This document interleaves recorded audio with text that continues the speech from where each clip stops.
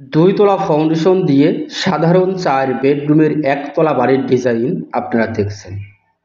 Welcome everyone, আসসালামু আলাইকুম।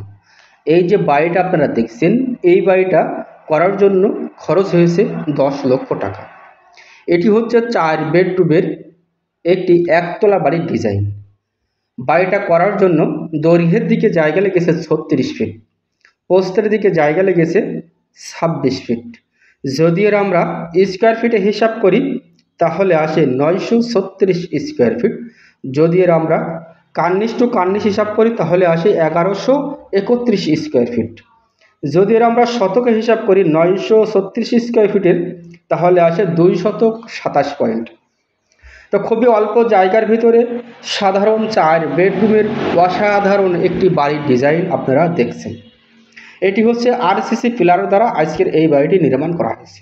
তো আমরা যারা আরসিসি কলাম দিয়ে সুন্দর স্বপ্নর একটি একতলা বাড়ি নির্মাণ করব বলে ভাবছি, সেই সকল ভাইরা আজকের এই বাড়িটি দেখতে পারেন।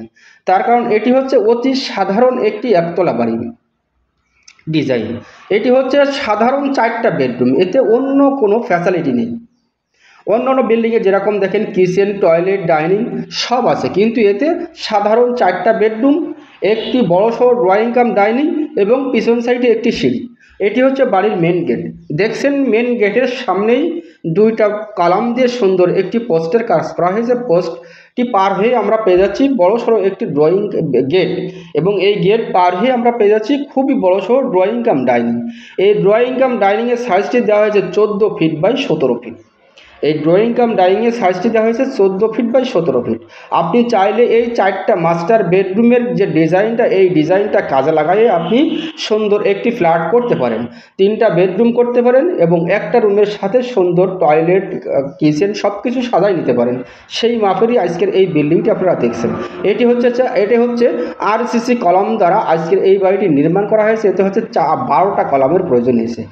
সব মিলিয়ে 12টা কলাম ইউজ হয়েছে এই বিল্ডিংটাতে। এটি হচ্ছে 1131 স্কোয়ার ফিট ছাদের ভিতরে আজকের এই বাড়িটি আপনারা দেখছেন।